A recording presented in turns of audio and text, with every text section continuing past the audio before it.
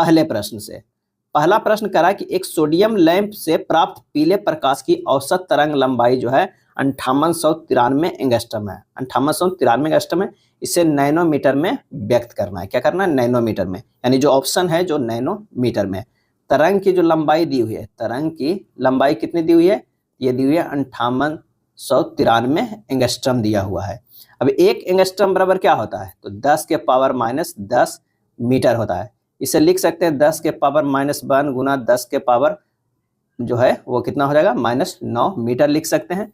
तो 10 के पावर -9 को हम लोग क्या लिखते हैं? नैनोमीटर लिखते हैं। क्या है? नैनोमीटर लिखते हैं। या इसे लिख सकते हैं 1/10 कीजिए, यानी 10 के पावर -9 मीटर। इसे कर दीजिए 1/10 गुना 10 के पावर -9 मीटर को क्या है? 1 नैनोमीटर। क्या है? 1 नैनोमीटर। ये हो जाएगा नैनोमीटर बटा 10 हो जाएगा। क्या है? नैनोमीटर बटा 10 हो जाएगा।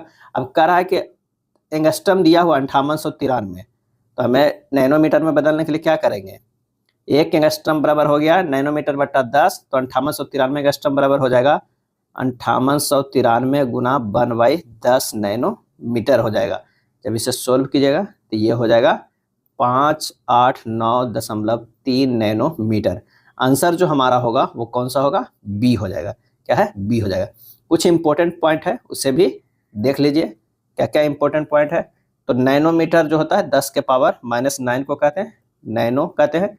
और अगर 10 के पावर -12 है तो इसको पीको कहते हैं। क्या है? पीको कहते हैं। अगर 10 के पावर -15 है तो इसे फेंटो कहते हैं। क्या है? फेंटो कहते हैं। अगर 10 के पावर -18 है तो इसे क्या कहते हैं? एटो कहते हैं। क्या है? एटो कहते हैं। 10 के पावर -21 है तो इसे जेप्टो कहते हैं। क्या है? जेप्टो कहते हैं। और 10 के पावर -24 है इसे योक्टो कहते हैं। क्या है? एक्टो कहते हैं। और अगर यही चीज प्लस में हो, क्या है? प्लस में हो, जैसे 10 के पावर 6 हो तो ये मेगा हो गया। क्या है? मेगा हो गया। 10 के पावर 9 हो तो ये गीगा हो गया। क्या है? गीगा हो गया। 10 के पावर 12 हो तो ये हो जाएगा टेरा। क्या है? टेरा हो जाएगा। 10 के पावर 15 हो तो ये हो जाएगा पेटा। क्या है? पेटा हो जाएगा। और 10 के पावर जो है क्या हो? 18 हो तो ये एक्सा हो जाएगा। एक्सा हो जाएगा। 10 के पावर अगर 21 हो तो ये हो जाएगा जेटा। क्या है? जेटा हो जाएगा। और 10 के पावर 24 हो तो ये हो जाएगा योटा। क्या है? योटा हो जाएगा। ये काफी इंपॉर्टेंट है, इसे आप ध्यान रखिएगा। चलिए अगले प्रश्न पे चलते हैं। अगला प्रश्न करता है कि पृथ्वी की सूर्य से औसत दूरी जो है 1.49 गुना 10 के पावर जो है 11 मीटर है। एक पारसेक की मान मीटर में हमें ज्ञात करना है। तो पहले पारसेक के फॉर्मूला क्या होता है, यानी परिभाषा क्या होता है? R बटा 1 पारसेक बराबर होता है 1 सेकेंड। ये होता है चाप के लिए, होता है। क्या है? चाप के लिए इसे कह सकते हैं क्या है? 1 आर्क सेकेंड। क्या है? 1 आर्क सेकेंड भी कह सकते हैं। R क्या है? तो R जो है वो पृथ्वी से सूर्य की दूरी, पृथ्वी से सूर्य की औसत दूरी हो जाता है। अब 1 पारसेक बराबर क्या हो जाएगा? 1 पारसेक बराबर हो जाएगा R बटा क्या हो जाएगा? 1/60 गुना 1/60 गुना पाई बटा 180। क्यों हो जाएगा?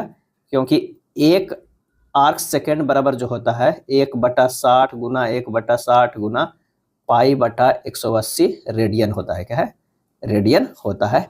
1 आर्क सेकेंड बराबर जो होता है 1/60 गुना 1/60 गुना पाई बटा 180 रेडियन। तो बस हमें मान रख देते हैं 1.49 गुना 10 के पावर 11 जो है R का मान हो गया।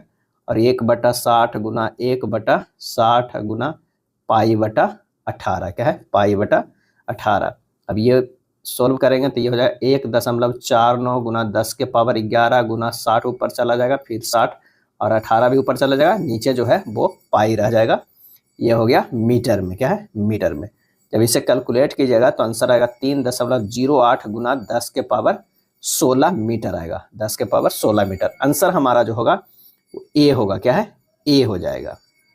चलिए नेक्स्ट प्रश्न पे चलते हैं। तीसरे नंबर प्रश्न में कह रहा कि यदि द्रव्यमान और चाल के मापने में प्रतिशत त्रुटियां जो है 2% एवं 3% है, तब पिंड के गति ऊर्जा में महत्तम प्रतिशत त्रुटि क्या मान होगा? यानी सबसे पहले तो गति ऊर्जा का फार्मूला क्या होता है? तो गति ऊर्जा का फार्मूला होता है ½ mv² होता है। क्या है? ½ mv²। अगर इसे परसेंटेज त्रुटि में देखते हैं ये होता है डेल एम बट्टा एम इंटू 100 प्लस 2 गुना डेल भी बट्टा भी गुना 100 होता है। ये कहाँ से होता है? तो ये हमारे पास जो है 4 जो है ईरर का क्या है वो फार्मूला होता है। कौन कौन होता है देख लीजिए। सी बराबर अगर ए प्लस बी है तो इसे लिख सकते हैं डेल सी बराबर del A plus del B लिख सकते हैं। अगर सी बराबर ए माइनस बी है तो ये हो जाएगा प्लस माइनस डेल सी बराबर प्लस माइनस जो है del A plus del B हो जाएगा।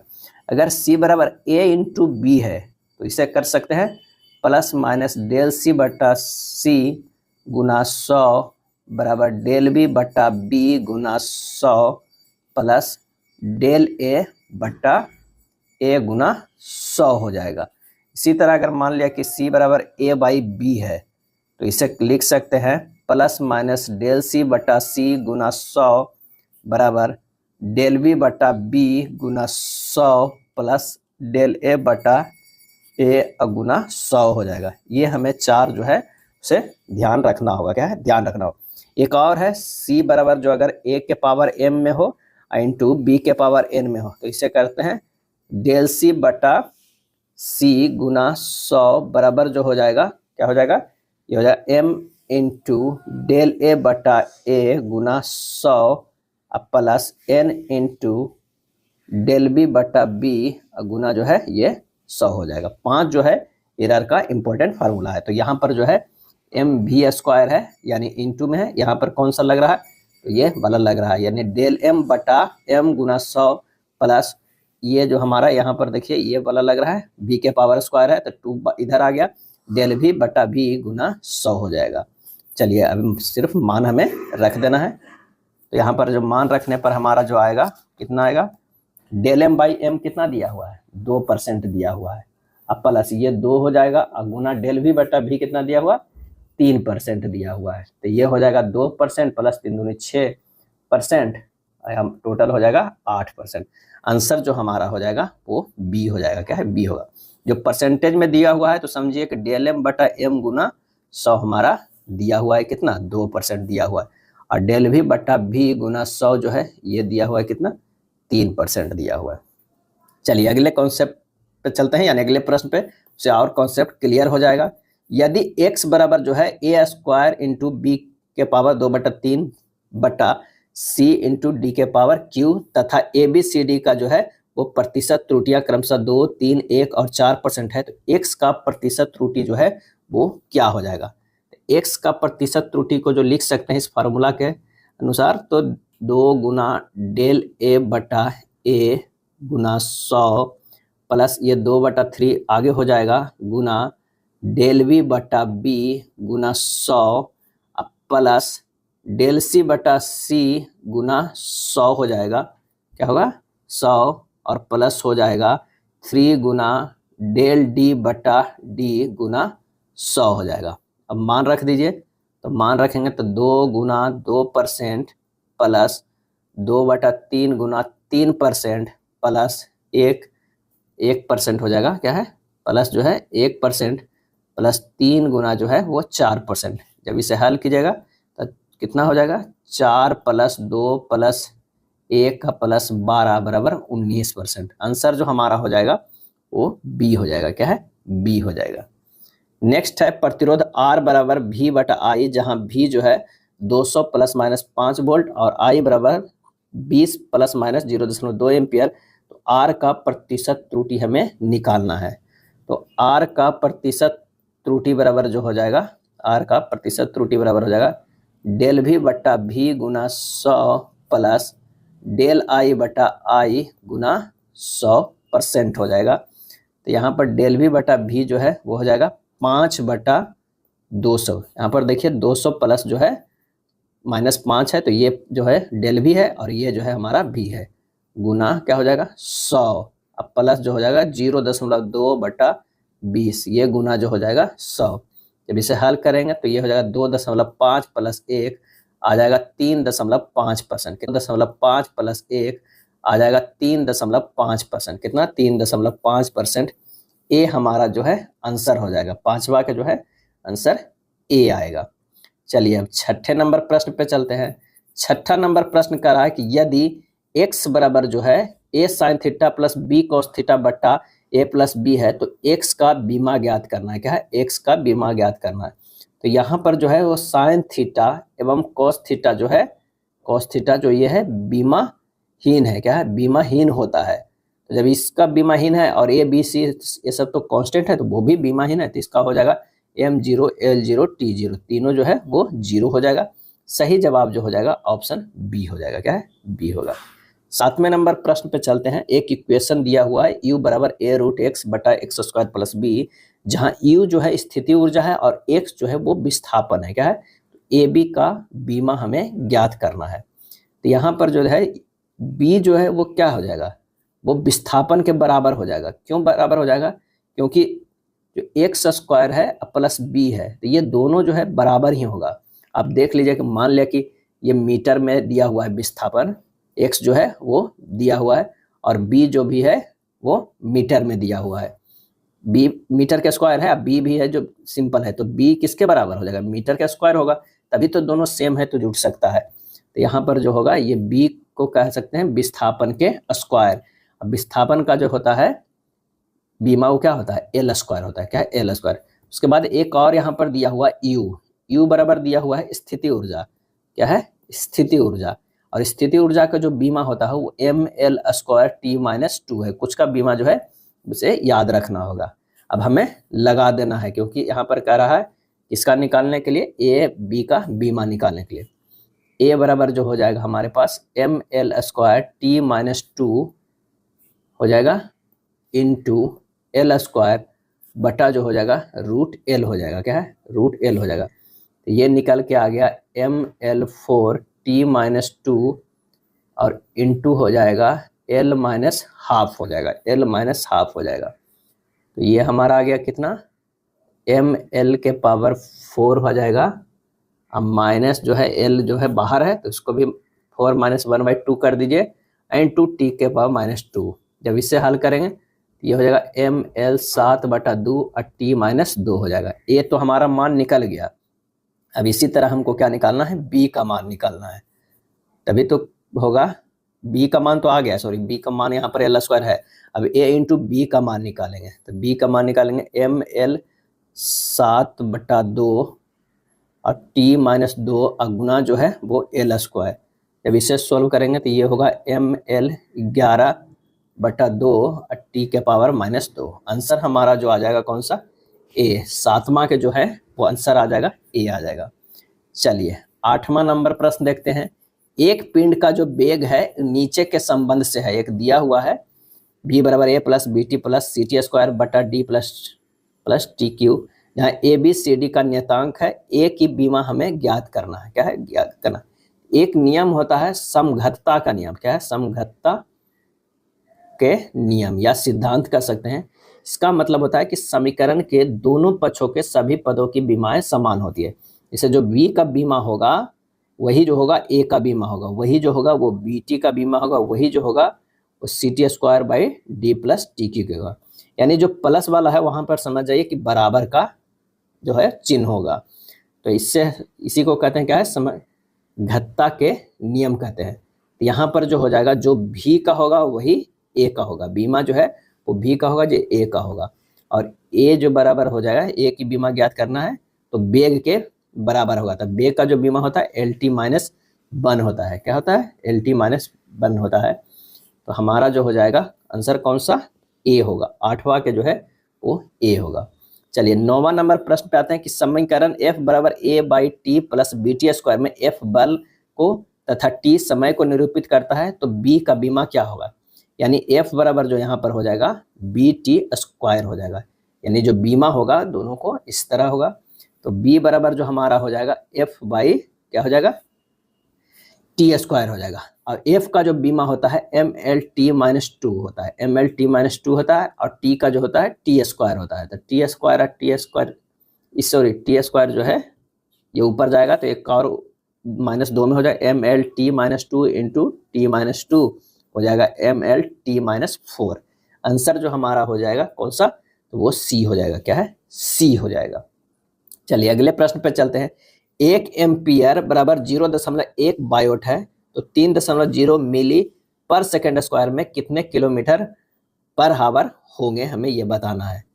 तो 3 मीटर पर सेकेंड स्क्वायर बराबर लिख सकते हैं 3 गुना 10 के पावर -3 किलोमीटर बटा 1/60 गुना 60 आवर के क्या है स्क्वायर, क्या है इसे इतना लिख सकते हैं।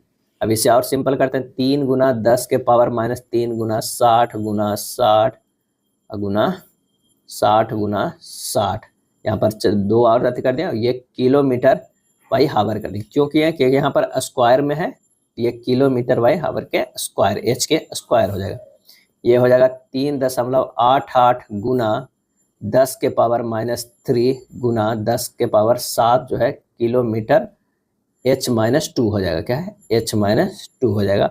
और सोल्व करेंगे तो 3 दशमलव जो है वो 9, 3.9 गुना 10 के पावर जो है 4 किलोमीटर h-2 हो जाएगा।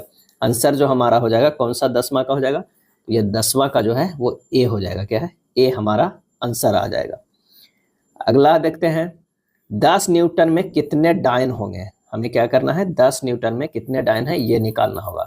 तो हम लोग एक जानते हैं कि 1 न्यूटन बराबर कितना होता है 10 के पावर 5 जो है वो डायन होता है। तो 10 न्यूटन बराबर कितना हो जाएगा, तो 10 गुना 10 के पावर 5 जो है वो डायन हो जाएगा, यानी 10 के पावर 6 जो है वो डायन हो जाएगा। आंसर जो हमारा हो जाएगा वो बी हो जाएगा, क्या है बी आ जाएगा। 12 नंबर प्रश्न है, यदि a बराबर a स्क्वायर बी क्यू बटा सी रूट डी है, तो ए बी सी एवं डी का प्रतिशत त्रुटियां दिया हुआ है, तो ए का प्रतिशत त्रुटि हमें निकालना है। तो बस वही 5वां जो है वो फार्मूला लगा देना है। 5वां फार्मूला जो होगा, ए की त्रुटि बराबर क्या हो जाएगा 2 गुना डेल ए बटा ए गुना 100 प्लस 3 गुना डेल बी बटा बी गुना 100 प्लस डेल सी बटा सी गुना कितना हो जाएगा 100 plus half into del D बटा डी गुना 100 हो जाएगा। मान रख दीजिए 2 गुना 1% प्लस 3 गुना 3% प्लस हो जाएगा कितना 2% प्लस हाफ गुना 2%। जब सोल्व कीजिएगा तो ये हो जाएगा 14%। आंसर हमारा जो हो जाएगा बी होगा, क्या है बी होगा। नेक्स्ट है, समय निर्भर एक भौतिक राशि इस प्रकार संबंधित है जहां अल्फा स्थिरांक है तथा टी समय है।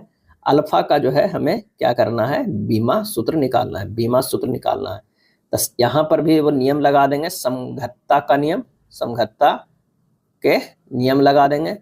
अल्फा टी स्क्वायर बराबर जो हमारा हो जाएगा वो 1 के बराबर हो जाएगा, क्या है 1 के बराबर। तो अल्फा बराबर 1/t स्क्वायर हो जाएगा, यानी 1/t स्क्वायर, यानी t के पावर -2।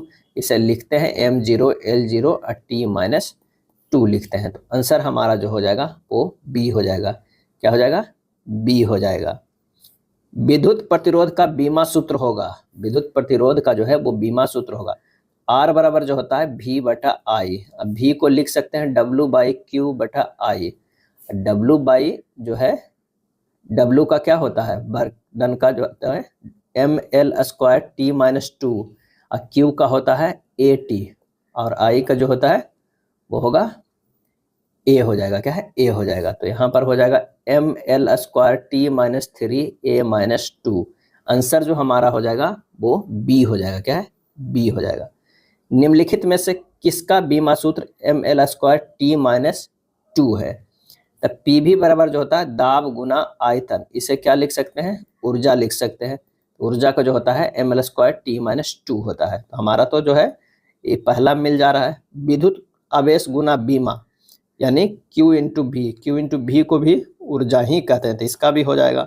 विद्युत विभव गुना विद्युत धारा गुना समय यानी VIT, ये भी क्या है ऊर्जा है। तो आंसर हमारा जो हो जाएगा उपयुक्त में से सभी का जो बीमा होगा वो ml स्क्वायर t-2 होगा, क्या है टी होगा।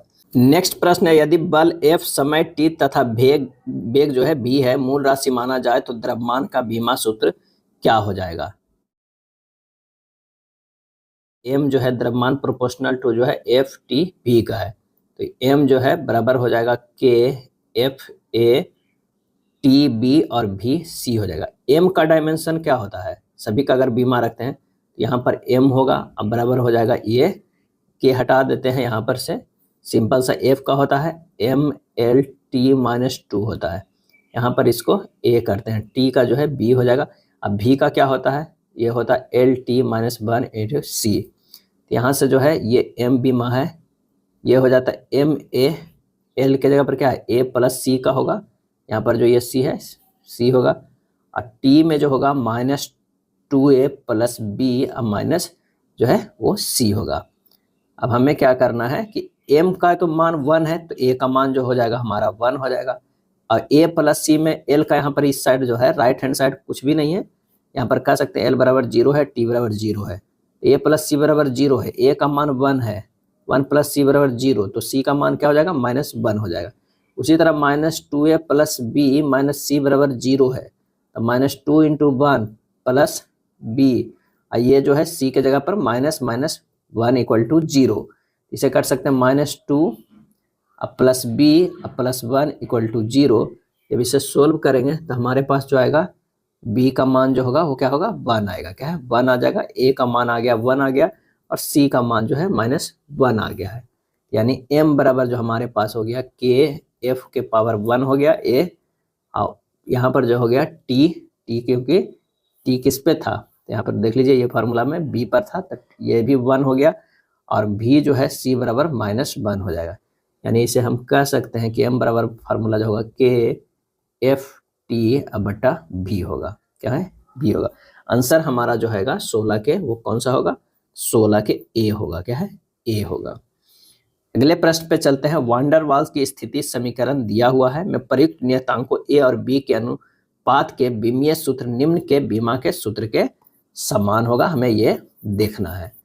तो समघटता के सिद्धांत से यहाँ पर जो हो जाएगा वो क्या हो जाएगा, तो हो जाएगा a बटा v बराबर जो हो जाएगा वो p हो जाएगा, क्या है p हो जाएगा, a बराबर जो हो जाएगा p v हो जाएगा, इक्वेशन 1 हो जाएगा, और दूसरा जो हो जाएगा वो b बराबर v हो जाएगा, क्या b बराबर v हो जाएगा, ये दूसरा इक्वेशन है। यहाँ पर इक्वल टू 0 कर दीजिए, और इसका भी जो है वो हमारा होता है बराबर होता है, क्या है इसका भी बराबर होता है, तो b बराबर b हो जाएगा, ये दूसरा।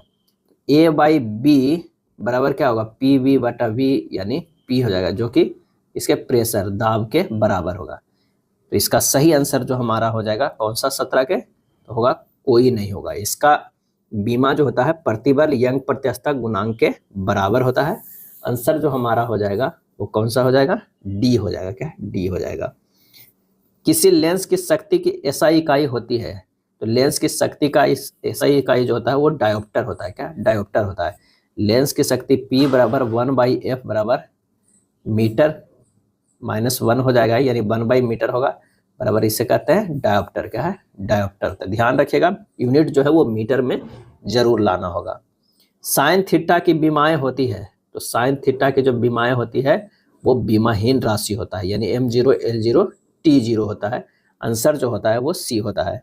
किलोवाट घंटा को किस राशि का एसआई इकाई है, किलोवाट घंटा, तो ये विद्युत ऊर्जा की एसआई इकाई है। 1 किलोवाट आवर बराबर होता है 3.6 गुना 10 के पावर 6 जूल होता है, क्या है जूल होता है। 1 किलोवाट आवर बराबर होता है कितना, 3.6 गुना 10 के पावर 6 जूल होता है। और याद रखिएगा 1 कैलोरी बराबर क्या होता है, 1 कैलोरी बराबर होता है 4.187 जो है वो जूल होता है। और एक थर्म भी कभी कभी पूछा गया है, एक थर्म बराबर होता है 105.5 जो है वो मेगा जूल होता है, क्या है मेगा जूल होता है। और एक बार बराबर जो होता है 10 के पावर 5 जो है न्यूटन पर वर्ग मीटर होता है, ये सब ध्यान रखिएगा। एक कण का वेग निम्नलिखित के अनुसार समय पर आश्रित है, v बराबर a plus B T plus C T square. a का मात्रक क्या होगा, हमें क्या निकालना है, a का मात्रा निकालना है। समघटता के सिद्धांत के अनुसार होता है v बराबर a हो जाएगा बराबर ये मीटर पर सेकंड हो जाएगा, क्योंकि v का जो होता है ये देखिए वेग है तो मीटर पर सेकंड। आंसर हमारा जो हो जाएगा 21 के a हो जाएगा। गुरुत्वाकर्षण नियतांक की विमाएं क्या होती है, तो F बराबर जो होता है g m1 m2 by are square, यही जी का हमें मान निकालना है, यही नियतांक है। तो जी बराबर हो जाएगा एफ आर स्क्वायर बटा m1 m2। अब एफ का बीमा हम लोग क्या जानते हैं, M L T minus two, R का बीमा आर स्क्वायर का हो जाएगा एल स्क्वायर, अब बटा एम एम 2 है तो ये एम स्क्वायर होगा, एक एम एम तो कट जाएगा, एक एम ऊपर चल जाएगा, एम के पावर -1 होगा, एल स्क्वायर एल है तो एल क्यू हो जाएगा और टी -2 हो जाएगा। हमारे पास जी का आ गया m-1, एल के पावर जो है 3 और टी -2। आंसर हमारा जो हो जाएगा 22 का वो कौन सा हो जाएगा, बी हो जाएगा। क्या है, बी हो जाएगा। जी का मान दिया हुआ है, जी का मान दिया हुआ है इतना, तो उसे एसआई पद्धति में निकालना है। क्या है, एसआई पद्धति में निकालना है। यहाँ पर देख लीजिए 2 सेंटीमीटर स्क्वायर पर ग्राम स्क्वायर दिया हुआ है। क्या है, पर ग्राम स्क्वायर दिया हुआ है। तो एसआई निकालने के लिए हमें क्या करना है, 3 हमारे पास जो है यूनिट होता है। कौन कौन होता है, एक एफपीएस होता है जिसे लिखते हैं फुट पाउंड, पाउंड और क्या लिखते हैं सेकेंड में। एक होता है सीजीएस, इसे लिखते हैं सेंटीमीटर, सेंटीमीटर, ग्राम और सेकेंड में लिखते हैं। एक एमकेएस होता है, क्या एमकेएस जो होता है मीटर, किलोग्राम, क्या है किलोग्राम और सेकेंड में। अब यहाँ पर दिया हुआ है जो हमें 2 सेंटीमीटर स्क्वायर पर ग्राम स्क्वायर के मान को एसआई पद्धति में हमें निकालना है। तो ये जी बराबर होगा 6.55 गुना 10 के पावर -8 है ना, 6.5 पर 6.66 है यहाँ पर, 10 के पावर -8 गुना 1, 10 के पावर 5 डाइन बराबर क्या होता है 1 न्यूटन होता है। यहाँ आंसर भी देखिए सब में चॉइस में न्यूटन में, तो 10 के पावर 5 न्यूटन, और सेंटीमीटर स्क्वायर को लिख सकते हैं मीटर में, 10 के पावर -2 मीटर के स्क्वायर कर सकते हैं। अब बटा ये जो है ग्राम में है उसे केजी में करेंगे तो 10 के पावर -3 केजी है, उसका स्क्वायर करेंगे। जब इसे सोल्व करेंगे तो हमारा ये आ जाएगा 6.66 गुना 10 के पावर -8 गुना 10 के पावर -5 गुना 10 के पावर -4 गुना 10 के पावर -6 न्यूटन मीटर स्क्वायर पर केजी स्क्वायर होगा। क्या है, पर केजी स्क्वायर होगा। इसे सिंपल कैलकुलेटर से करना पड़ेगा, 6.66 गुना 10 के पावर -11 कैलकुलेटर मैंने आप ऐसे 8 5 कितना हो गया 13, 8 5 13, 13 और 4 कितना हो गया 13 और 4 जो हो गया 17, 17 6 कितना हो गया, ये हो गया 23, लेकिन ये जो है +6 में है तो 17 में से 6 गया, ये 11 हो जाएगा, 10 के पावर -11 हो जाएगा। ये हो जाएगा न्यूटन मीटर स्क्वायर पर केजी स्क्वायर हो जाएगा। ये जो है प्लस में है, +6 जो है ये हो गया 10 के पावर -11। आंसर हमारा जो हो जाएगा सी हो जाएगा। क्या है, सी हो जाएगा। विद्युत धारा का सीजीएस मात्रक क्या होता है, विद्युत धारा का सीजीएस मात्रक क्या होता है, तो सीजीएस मात्रक जो होता है वो होता है बायोट। क्या होता है, बायोट। और 1 बायोट बराबर जो होता है कितना 10 एम्पियर होता है। क्या है, 10 एम्पियर होता है। आंसर जो हमारा हो जाएगा 24 के कौन सा होगा, डी हो जाएगा, इनमें से कोई नहीं। क्या है, कोई नहीं। नेक्स्ट है द्रव्यमान और वेग। द्रव्यमान और वेग के मापन में त्रुटियां क्रमशः 2% और 3% है। द्रव्यमान और वेग के मापन में गति ऊर्जा की महत्तम त्रुटि जो है वो क्या होगा, तो गति ऊर्जा काइनेटिक एनर्जी बराबर होता है 12 mv²।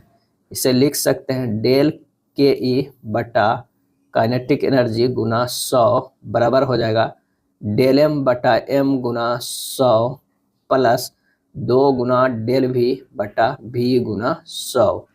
मान रख दीजिए 2% प्लस 2 गुना 3% कितना हो जाएगा 2 + 6% 8%। आंसर हमारा होगा सी होगा। क्या है, सी होगा। नेक्स्ट प्रश्न है कि 1 मीटर में क्रिप्टॉन 86 की कितनी तरंगदैर्घ्य होती है। इसका आंसर हो जाएगा बी 16,50,773.73 होती है। 1 सेकेंड तुल्य है, इसमें से जो है 1 सेकेंड तुल्य है, इसका सही आंसर हो जाएगा सीजियम घड़ी के इतना आवर्तों के। क्या है, सीजियम घड़ी के इतना आवर्तों के तुल्य। 1 सेकेंड वह समय है जो सीजियम 133 परमाणुओं के 2 स्तरों के बीच संक्रमण से उत्पन्न विकिरण चक्रों के दौरान बिताता है। यानी आंसर हमारा जो है वो डी हो जाएगा। 1 मीटर तुल्य है, 1 मीटर बराबर क्या हो जाता है 10 के पावर 10 जो है एंगस्ट्रम हो जाता है। क्यों, क्योंकि 1 एंगस्ट्रम बराबर हम लोग जानते हैं 10 के पावर -10 मीटर। तो ये 10 जो इधर चला जाएगा तो क्या हो जाएगा, वो 10 के पावर 10 एंगस्ट्रम हो जाएगा। तो हमारे पास क्या है, 10 के पावर 10 एंगस्ट्रम। आंसर हमारा जो हो जाएगा ए हो जाएगा। क्या है, ए हो जाएगा। एक फर्मी बराबर क्या होता है, एक फर्मी बराबर 10 के पावर -15 मीटर। एक पारसेक बराबर क्या हो जाएगा, एक पारसेक बराबर 3.086 गुना 10 के पावर जो हो जाता है 16 मीटर होता है। निम्नलिखित में से कौन दूरी का मात्रक नहीं है, कौन दूरी का जो है वो मात्रक नहीं है। आंसर हमारा जो हो जाएगा 29 के सी हो जाएगा। क्या है, 29 के सी हो जाएगा। बार्न, क्या है, बार्न जो है वो दूरी का मात्रक जो है वो नहीं है। क्या है, नहीं है। निम्नलिखित में से द्रव्यमान का मात्रक कौन सा है, द्रव्यमान का, तो आंसर हो जाएगा चंद्रशेखर जो है वो सीमा जो है द्रव्यमान का मात्रक है। किसी अस्थाई श्वेत बौने नक्षत्र का अधिकतम संभावित द्रव्यमान चंद्रशेखर सीमा कहलाती है। किसी अस्थाई श्वेत बौने नक्षत्र का अधिकतम संभावित द्रव्यमान जो है वो चंद्रशेखर सीमा जो है वो कहलाती है। चलिए अगले प्रश्न पे चलते हैं कि कमानीदार तूल से मापा जाता है, क्या मापा जाता है, और इसका सही आंसर हो जाएगा बी, भार मापा जाता है।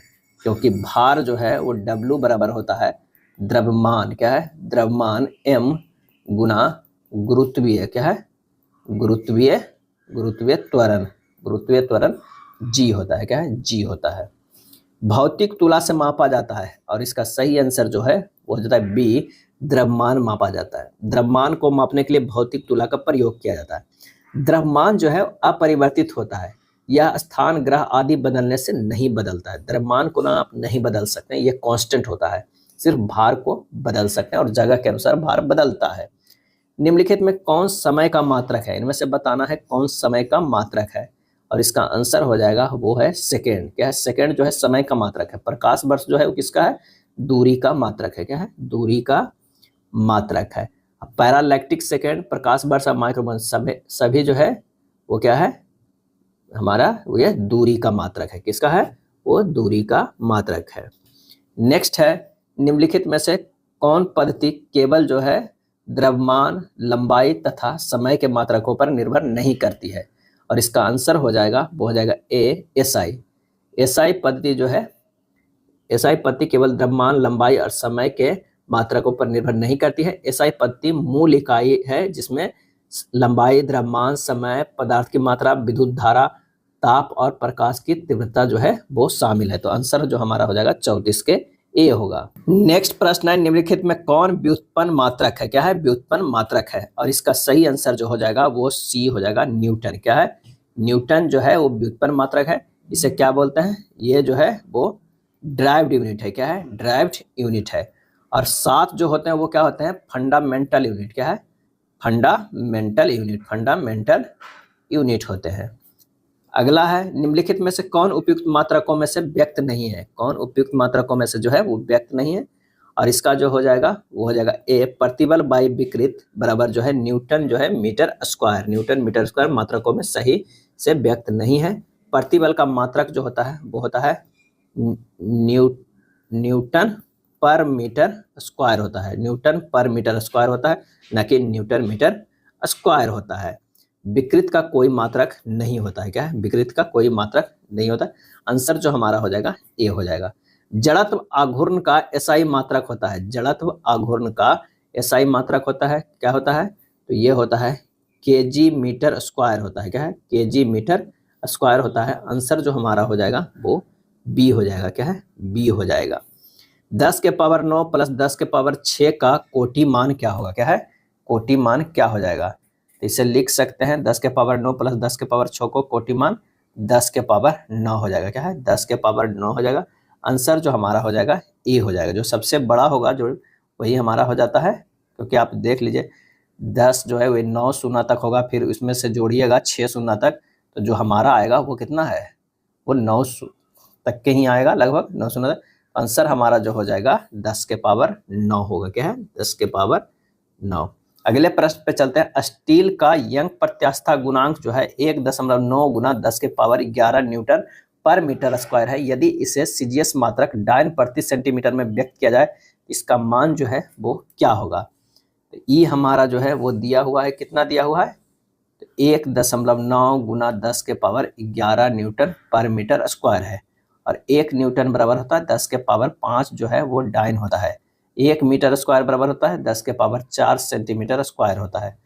ये बदल देते हैं उसे 1.9 गुना 10 के पावर 11, न्यूटन को बदल देते हैं डाइन में 10 के पावर 5, और मीटर स्क्वायर को बदलते हैं सेंटीमीटर 10 के पावर जो है 4 जो है वो डाइन पर सेंटीमीटर स्क्वायर हो जाएगा। यानी 1.9 गुना 10 के पावर 12 डाइन जो है पर सेंटीमीटर स्क्वायर। आंसर हमारा जो हो जाएगा वो सी हो जाएगा। क्या है? सी हो जाएगा। चलिए 40 नंबर कह रहा है कि यदि हम प्लांक नियतांक h और निर्वात में प्रकाश के वेग c की 2 मूल राशियों ले ले तो निम्नलिखित में कौन सी तीसरी मूल राशि ली जाएगी ताकि लंबाई, द्रव्यमान और समय की इन 3 मूल राशियों के पदों में व्यक्त किया जा सके। तो आंसर हो जाएगा ए, इलेक्ट्रॉन का द्रव्यमान लेना होगा। क्या है? प्लांक नियतांक का मात्रक होता है केजी मीटर स्क्वायर पर सेकेंड होता है। प्रकाश के वेग का मात्रक जो होता है, मात्रक कितना होता है? मीटर पर सेकेंड होता है। क्या है? पर होता है। तो तीसरी मूल राशि जो होगा वो होगा द्रव्यमान होगा। क्या है? द्रव्यमान होगा। यानी किसका लेना है? इलेक्ट्रॉन का द्रव्यमान हमें लेना होगा। आंसर जो हमारा हो जाएगा वो हो जाएगा ए हो जाएगा। क्या है? ए हो जाएगा। नेक्स्ट प्रश्न है, प्रयोग में कोण मापन के लिए प्रयुक्त मापक यंत्र में मुख्य पैमाने के 29 खाने वर्नियर पैमाने के 30 खानों के बराबर है। यदि मुख्य पैमाने पर सबसे छोटे खानों का मान 0.5 डिग्री है तो यंत्र की अल्पतमांक क्या होगा? अब कह रहा है कि चूंकि वर्नियर क्या है? वर्नियर के 30 खानों क्या है? 30 खानों का मान जो है बराबर है मुख्य पैमाने के 29 खानों का मान। क्या है? 29 खानों का मान। इसीलिए जो हो जाएगा वर्नियर के एक खाने का मान जो है वो क्या निकलता है? भी निकलता है। क्या है? भी निकलता है। भी बराबर कितना हो जाएगा? 29/30 गुना मुख्य पैमाने के एक खानों का मान के बराबर होता है। क्या है? बराबर होता है। यानी इसे क्या बोलते हैं? एस डैश से भी हम इसे निरूपित करते हैं। क्या है? एस डैश से। तो हमारे पास जो हो जाएगा भी बराबर कितना आ गया? 29/30 गुना 0.5 डिग्री हो जाएगा। क्या है? मुख्य पैमाने के एक खानों का मान के बराबर। तो यहाँ पर हो गया यंत्र का अल्पतमांक निकालना है, यानी एलसी निकालना है। अल्पतमांक बराबर हो जाएगा एस माइनस भी डैश होता है। एस जो है वो क्या है? 0.5 है, क्योंकि यहाँ पर देखिए यह है मुख्य पैमाने के एक खानों का मान जो है तो इतना है। तो 0.5 माइनस ये हो जाएगा क्या है? भी बराबर क्या निकाले थे? 29/30 गुना 0.5। जब इसे सोल्व करेंगे तो ये हो जाएगा 0.5/30 हो जाएगा। क्या है? 0.5/30 यानी 0.5 गुना 60 मिनट बटा 30 बराबर जो हो जाएगा वो 1 मिनट हो जाएगा। क्या? 1 मिनट। आंसर हमारा जो हो जाएगा क्या है? 41 के ए हो जाएगा। क्या है? ए हो जाएगा। नेक्स्ट प्रश्न है कि एक वर्नियर कैलिपर्स के मुख्य पैमाने पर 1 मिलीमीटर के चिन्ह बने हैं। इसके वर्नियर पैमाने पर 20 समान खाने हैं जो मुख्य पैमाने के 16 खानों के बराबर है। इस वर्नियर कैलिपर्स के अल्पमात्रक जो है अल्पतमांक क्या होगा? तो 20 भी बराबर जो है वो 16s के बराबर है। तो भी बराबर हो जाएगा 16/20s। तो LC यानी जो है अल्पतमांक बराबर जो होता है S माइनस भी होता है, यानी S माइनस 16/20s होता है। यानी ये हो जाएगा 4/20s हो जाएगा, यानी 1/5s हो जाएगा। तो S का मान जो है वो कितना है? 1 मिली। तो ये हो जाएगा 1/5 गुना 1 बराबर 0.2 मिलीमीटर हो जाएगा। आंसर हमारा जो हो जाएगा वो डी हो जाएगा। क्या है? डी होगा। एक विद्यार्थी एक छड़ की लंबाई मापकर इसे 3.50 सेंटीमीटर लिखता है। इसको मापने में इसने किस मापक यंत्र का उपयोग किया था?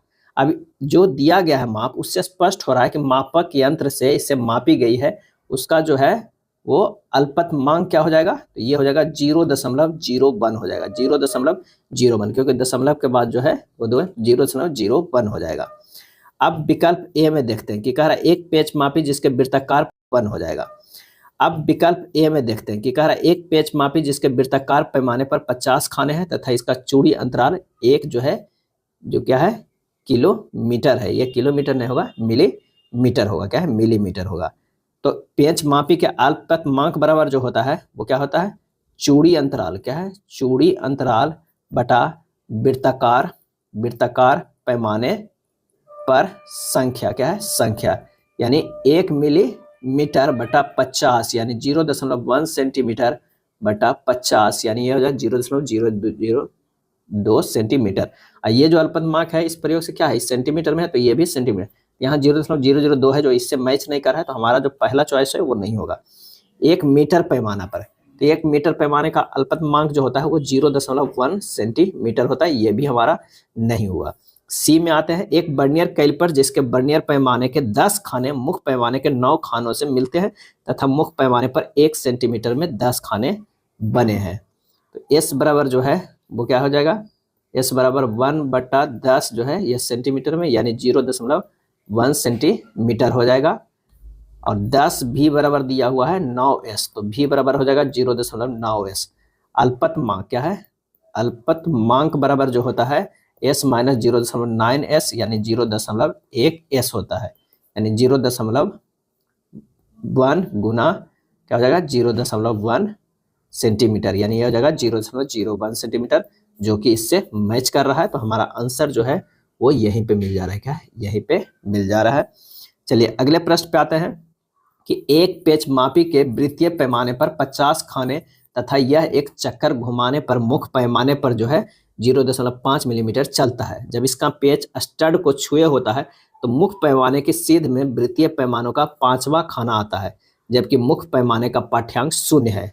जब स्टड तथा पेंच के बीच एक गेंद कस दी जाती है तो मुख्य पैमाने के पाठ्यांक 2 खाने एवं वृत्तीय पैमाने का 25वां भाग मुख्य पैमाने के सीध में है। गेंद का हमें व्यास निकालना है। यहाँ पर कहा चूड़ी अंतराल बराबर जो हो जाएगा 0.5 मिलीमीटर बटा 1 यानी 0.5 जो है वो मिलीमीटर होगा।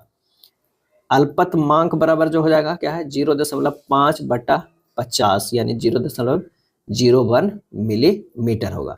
अतः पेंच मापी का प्रारंभिक पाठ्यक्रम जो है एक क्या है 0 + 5 गुना LC यानी 5 गुना 0.01 मिलीमीटर बराबर 0.05 मिलीमीटर हो जाएगा। और पेंच मापी का अंतिम जो है अंतिम पाठ्यांक x2 बराबर जो हो जाएगा 2 गुना 0.5 mm प्लस जो हो जाएगा वो कितना हो जाएगा 25 के हो जाएगा 25 गुना 0.05 mm यानी 2.25 mm हो जाएगा। यानी आंसर जो हमारा हो जाएगा 44 के ए होगा। क्या है ए होगा 2.25 mm होगा।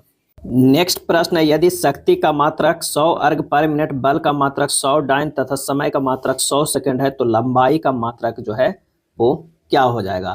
तो लंबाई का मात्रक बराबर होता है कार्य गुना समय बटा क्या हो जाएगा बल हो जाएगा।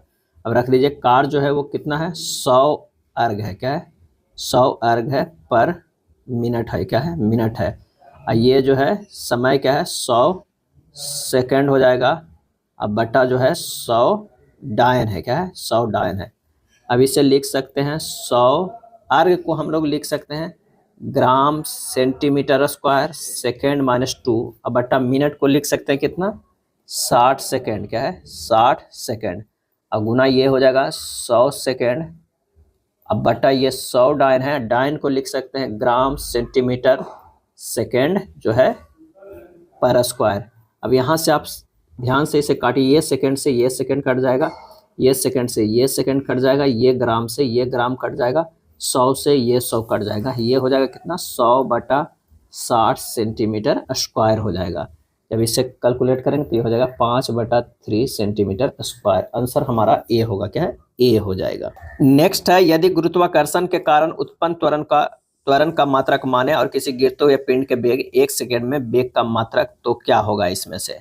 तो गुरुत्वाकर्षण के कारण जो है उत्पन्न त्वरण का जो है माना जाए तो किसी गिरते हुए पिंड का वेग भी जो है वो 1 सेकेंड में क्या होगा यानी जो है GT बराबर क्या है 1 सेकेंड है। तो V बराबर होगा U प्लस GT। U जो है वो क्या है 0 और प्लस जो है वो GT यानी 1 सेकेंड है।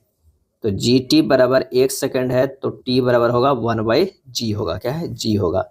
आंसर जो हमारा हो जाएगा D हो, समय का नया मात्रक 1/G सेकेंड हो जाएगा। प्रतिघात रिएक्टेंस का जो है वो मात्रक है और इसका आंसर हो जाएगा ओम हो जाएगा। रिएक्टेंस का मात्रक जो होता है वो क्या होता है ओम होता है। विद्युत विभवांतर का मात्रक वोल्ट होता है। बल का मात्रक जो है वो न्यूटन होता है। विद्युत धारा कौन सी राशि है? विद्युत धारा जो है कौन सी राशि है? तो आंसर हो जाएगा अदिश राशि है। क्या है? विद्युत धारा जो है वो अदिश राशि है। श्यानता गुणांक का विमीय सूत्र क्या होता है? विमीय सूत्र तो x बराबर जो फार्मूला होता है f इंटू डी एक्स बटा ए इंटू डी भी रख दीजिए। mL/t-2 इंटू एल बटा एल स्क्वायर गुना LT-1 mL-1 आंसर जो हमारा हो जाएगा वो B हो जाएगा। श्यानता गुणांक का जो है विमीय सूत्र क्या होता है वो B के बराबर हो जाएगा। चलिए 50वां नंबर करा कि एक रेलगाड़ी उत्तर से दक्षिण दिशा में 40 किलोमीटर पर आवर की चाल से चल रही है तथा दूसरी रेलगाड़ी दक्षिण से उत्तर दिशा में 30 किलोमीटर पर आवर की चाल से चल रही है। तो दूसरी रेलगाड़ी की पहली रेलगाड़ी की सापेक्ष चाल क्या होगा? तो दूसरी रेलगाड़ी की पहली के सापेक्ष चाल क्या होगा? VN माइनस माइनस VS हो जाएगा यानी VN प्लस VS हो जाएगा यानी 40 माइनस माइनस 30 बराबर 70 किलोमीटर। आंसर हमारा जो हो जाएगा वो 50 के B होगा 70 किलोमीटर उत्तर दिशा की ओर हो जाएगा। BN नॉर्थ और ये साउथ में किया गया। तो आंसर हमारा जो हो जाएगा वो क्या हो जाएगा? ये है उत्तर दिशा की ओर हो जाएगा। अब आइए कुछ इंपॉर्टेंट पॉइंट देख लेते हैं जो इस चैप्टर में नहीं प्रश्न था लेकिन अक्सर जो है वो पूछा जा सकता है। वो है सार्थक अंक निकालने का। क्या है? वो है सार्थक अंक निकालने का। आइए एक इसमें 4 कॉन्सेप्ट है, 4 या 5 कॉन्सेप्ट है, वो पांचों कॉन्सेप्ट को देख लेते हैं। अगर मान लिया कि पूछ रहा है कि 103.206 में सार्थक अंक कितने हैं? सार्थक जो है वो अंक कितने हैं? तो इसमें जो हो जाएगा वो 6 हो जाएगा। क्या है? 6 हो जाएगा। दशमलव 2 संख्याओं के बीच में भी यहाँ पर सुनना है और यहाँ भी सुनना है तो ये जो होगा वो 6 हो जाएगा।